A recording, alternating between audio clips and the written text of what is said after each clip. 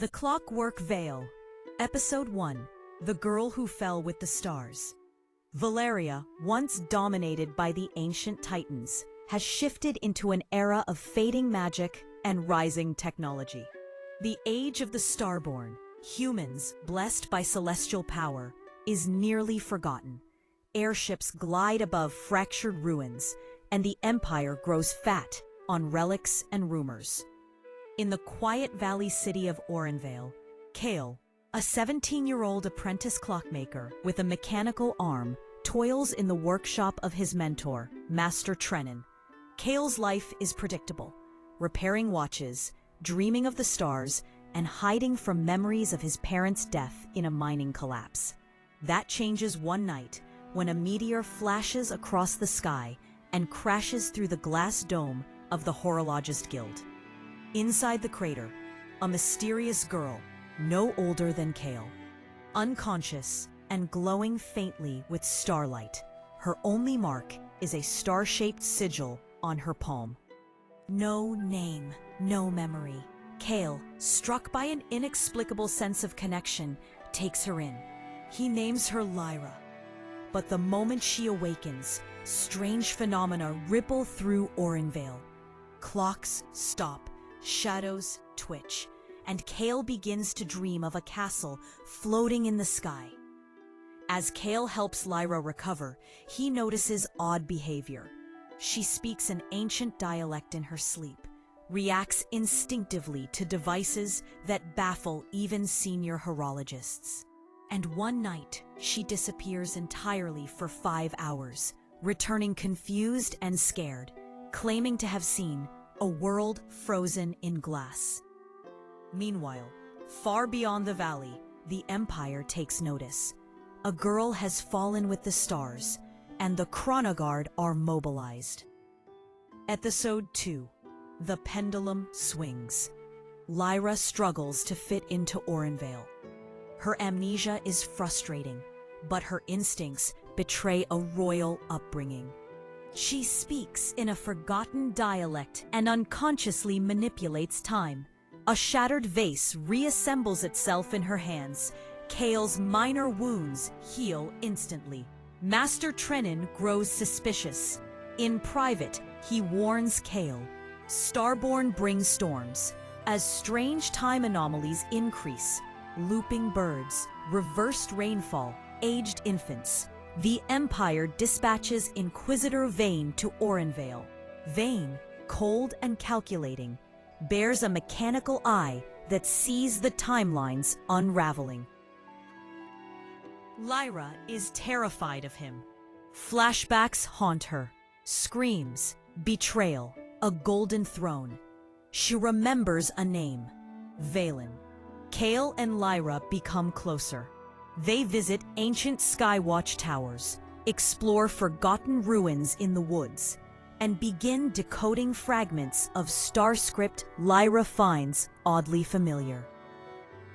During a late-night stargazing, Kael shares the story of his parents and dreams of building a timepiece that doesn't measure time, but memories. With the help of Nixie, a sly masked thief with knowledge of ancient relics, Kael and Lyra sneak into the city's underground ruins. There they discover a mural showing a woman who looks just like Lyra, standing amidst collapsing stars, titled The Betrayer Queen. A montage follows of the trio growing close, stealing relics, evading Chronoguard patrols, and helping civilians trapped in micro-time loops. Nixie begins to trust Kael, revealing she once trained as a Chronoguard, but deserted when the timelines began fracturing. Episode 3, Gears of the Past. Lyra's fragmented memories return in bursts. She belonged to the Epherian court, guardians of time's fabric. Her family wielded the Chronoforge, a divine mechanism meant to preserve balance. But someone in the court activated it recklessly, tearing the timeline and unleashing chaos. Kael digs into Trenin's old journals. The writings speak of the Vault of Echoes, a secret chamber beneath Orenvale's clock tower. The Chronoforge's core may lie there. Vane, meanwhile, accelerates his plans. The Chronoguard installs chrono beacons around Vale. He calls Lyra a world ender. Trenin confronts Vane in private, trying to buy Kael time. The confrontation ends in tragedy. Trenin is caught in a time rupture. His body regresses to childhood, his memories erased. Before he forgets, he warns Kael, the man with two names, he's not who he says he is. Kael and Lyra bury him under the old tree where time flows normally. Lyra, consumed by guilt, tries to flee, but Kael stops her. Kael, you don't have to remember everything to be someone worth saving. In a hidden vault behind Trenin's workshop, Kael finds an unfinished device. A compass that points to rifts in time. With it, they begin tracking the anomalies to their source. Their journey leads them to a floating ruin above the Vale, protected by a broken time loop. Inside, they retrieve the harmonic key, a tuning fork relic only Lyra can hold. But they are chased by ghostly time wraiths, creatures born from collapsed timelines. Episode 4, Shadows in the Clock Tower.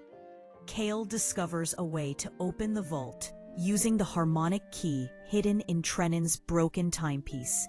He and Lyra prepare to descend beneath the tower, but Lyra is captured by Vane. In a chilling confrontation, Vane reveals himself to be Prince Valen, Lyra's elder brother, thought dead. He survived the Chronoforge's rupture and was twisted by it, gaining the ability to manipulate timelines.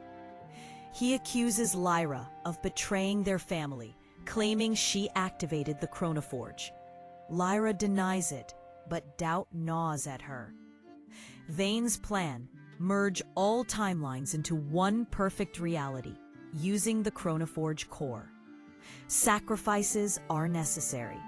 Kael, with Nixie's help, infiltrates the Imperial Chrono Prison. They rescue Lyra in a high-speed chase through looping corridors and collapsing realities. During the escape, Nixie reveals her past as a former court assassin who defected after realizing the timeline collapses were worsening.